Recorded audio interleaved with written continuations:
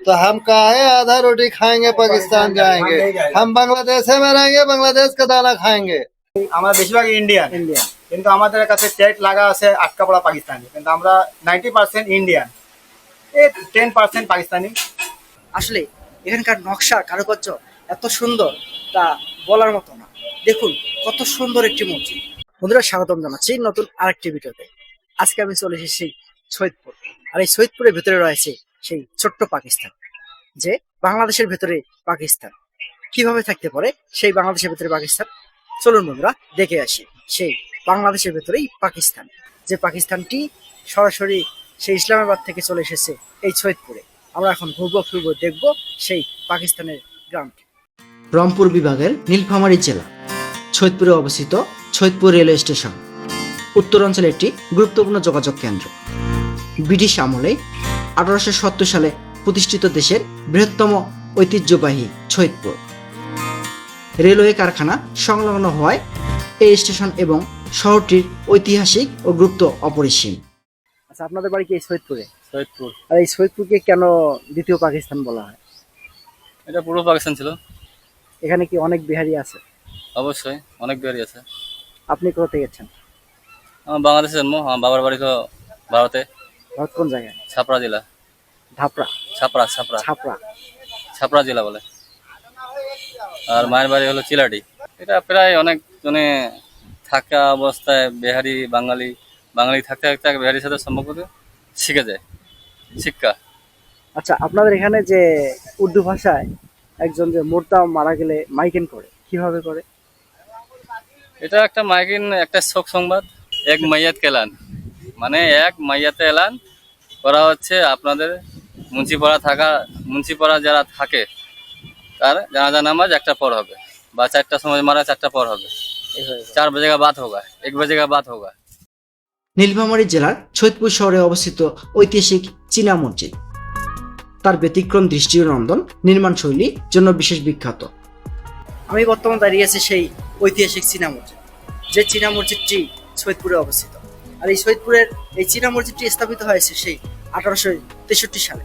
আসলে এখানকার নকশা কারুকার্য এত সুন্দর তা বলার মতো না। দেখুন কত সুন্দর একটি মসজিদ, যে মসজিদটি এই সৈয়দপুরের ভিতরেই অবস্থিত। 1863 সালে প্রতিষ্ঠিত হয়। শুরুতে এটি তালপাতা বা ছন ও বাঁশ দিয়ে তৈরি। এটি সাধারণ কাঠামো, স্থায়ীভাবে চীনা মসজিদ নামেই পরিচিত। 1863 সালে সৈয়দপুরের ইসলামবাগ এলাকায় স্থায়ী বাসিন্দা হাজি বাকের আলী ও হাজি মুকু ছন ও বাঁশ দিয়ে তৈরি প্রথম এই মসজিদটি তৈরি করেন। কালের বিবর্তে এই মসজিদটি ধীরে ধীরে তৈরি হয় সেই সুন্দর চীনাপাথর দিয়ে।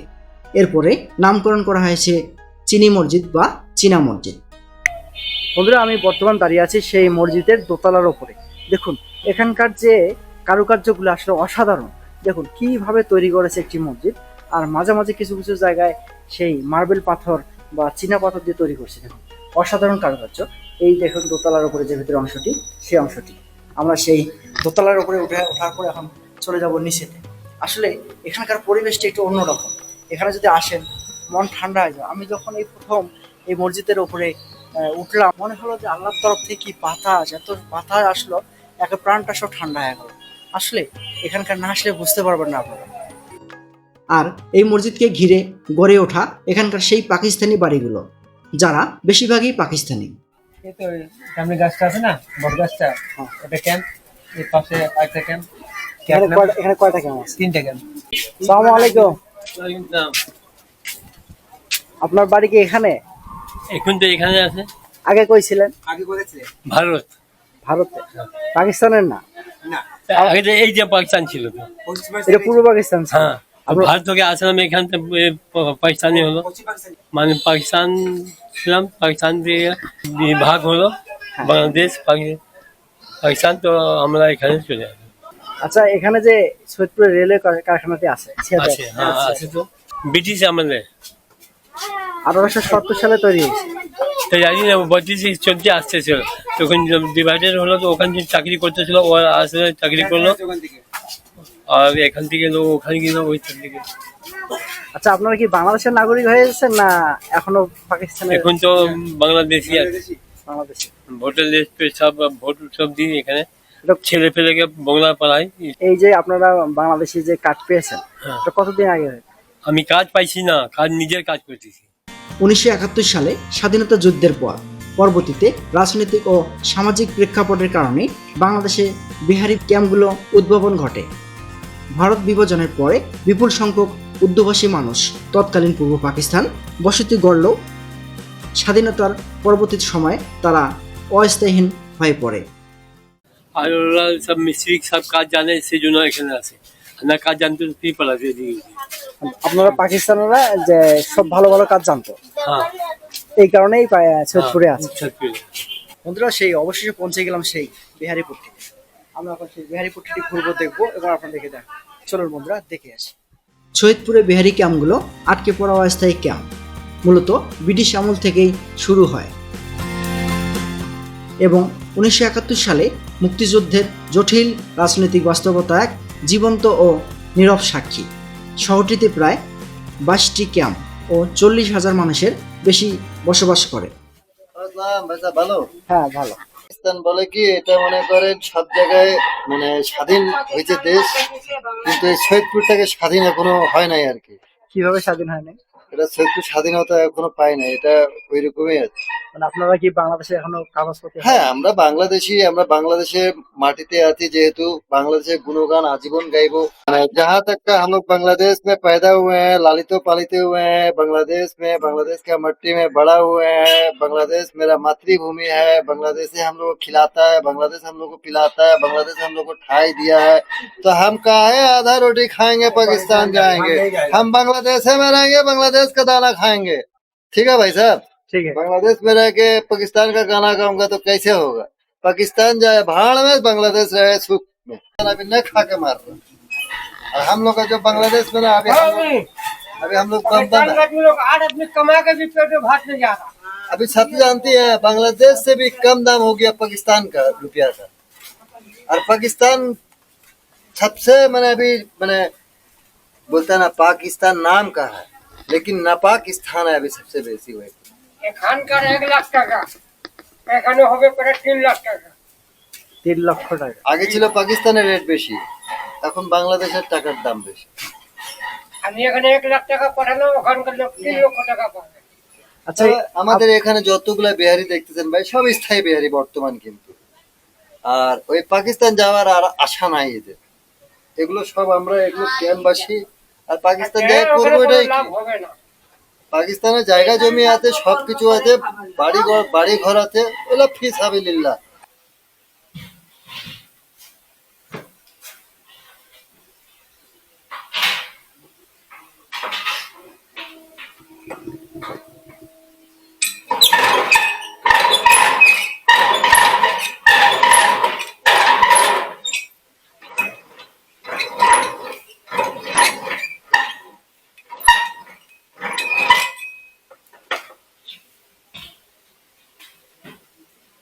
আমরা স্থানীয় এখানকার না, আমার দাদারা ওখানে।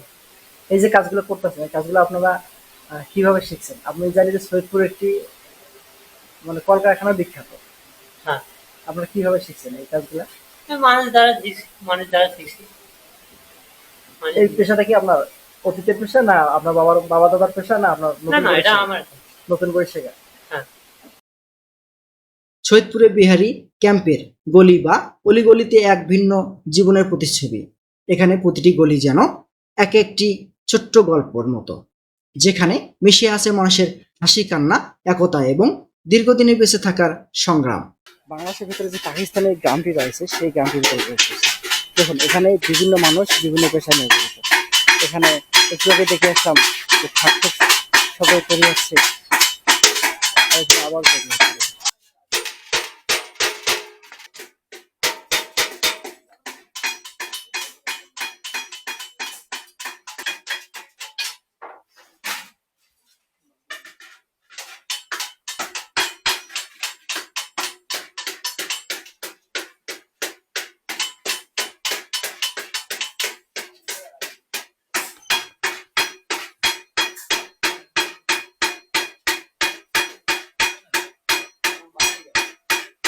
আমাদের এই জায়গাটার নাম? আমাদের জায়গার নাম হলো সৈয়দপুর। থানা সৈয়দপুর, জেলা নীলফামারী। আমাদের জায়গা এলাকার নাম হলো গোলাহাট 1 নং ক্যাম্প। এটা কি বাংলাদেশি ক্যাম্প না বিহারি ক্যাম্প? এটা হলো ক্যাম্প বিহারি, কিন্তু বিহারি বসবাস করেন। আমরা এখন বাংলাদেশি নাগরিক, আমরা হলাম বাংলাদেশি। আর আমার পূর্বপুরুষরা পাকিস্তানি ছিল, কিন্তু আমরা হলাম বাংলাদেশি, বুঝছেন? কিন্তু আমরা জন্ম আমাদের বাংলাদেশে, এই জন্য আমরা বাংলাদেশি। আর কাজটি, এই যে কাজগুলো করতেছেন আপনারা, এই কাজগুলো কি আপনাদের বাপদাদার কাছ থেকে শেখা না? না, আমাদের বাপ দাদা থেকে শেখা না, আমরাই শিখছি। আমাদের বাপ দাদা এগুলো কাজ করে না। না, আমরা মিস্ত্রি দ্বারা শিখছি। হয়তো আমাদের মামা ছিল, হয়তো ওনাদের বাপ দাদা শিখছিল, সেটা আমরা জানি না। আমরা শিখছি মিস্ত্রি দ্বারা, আমার মামা দ্বারা আমি শিখছি, বুঝছেন? এনারা নিজের বাবা দ্বারা শিখছে। আমাদের দাদার বাড়ি ছিল কলকাতা। আমরা বেশিরভাগ ইন্ডিয়ান, ইন্ডিয়া। কিন্তু আমাদের কাছে ট্যাগ লাগা আছে আটকা পড়া পাকিস্তানি। কিন্তু আমরা 90% ইন্ডিয়ান, 10% পাকিস্তানি, বুঝছেন? যখন আমাদের ট্যাগ লাগা আছে আটকা পড়া পাকিস্তানি, কিন্তু আমরা আটকা পাকিস্তানি না। এখন বর্তমানে আমরা নাগরিক, আমরা বাংলাদেশি। বর্তমানে আমরা বাংলাদেশি। আমরা বর্তমানে কি আমরা নাগরিকটা বাংলাদেশি, জন্ম আমাদের বাংলাদেশে, এই জন্য আমরা বাংলাদেশি। আপনি বাঙালি না বিহারি? আচ্ছা, আপনাদের দাদার বাড়ি কই ছিল? আমার দাদা বাড়ি, এই আমার কথাটা। দাদা বাড়ি ইসলাম ভাগবর। আগে কই ছিল ওনারা? ওনারা ওখানে ছিল, আগে পাকিস্তান থেকে? তারপর আগে কোথায় ছিল সেটা তো আমার বাবার আপনার গল্প শোনেন নাই দাদার কাছ থেকে? না, আমি যত শুনে ওইখানে ছিল, হয়তো আছে না, ওনারা এখানেই ছিল। এখানকার ছিল? হ্যাঁ, এখানকার আছে। আচ্ছা, আপনার শ্বশুর যে আছে উনি, ওনার বাড়ি কই ছিল আগে? ওনার বাড়ি তো ওনার বাবার ছেলেরা বলতে পারবেন আপনি বলতে পারেন না? না। আচ্ছা, বন্ধুরা আমরা সেই গলির ভেতর দিয়ে যাচ্ছি। দেখুন কি একটি অবস্থা, এপাশেও বাড়ি এপাশেও বাড়ি, চতুর্দিকে বাড়ি। বন্ধুরা দেখুন যে এখানকার গলিগুলো এমন ভাবে তৈরি, যা কোনো অচেনা মানুষ যদি এখানে আসে তো অবশ্যই হারিয়ে যাবে।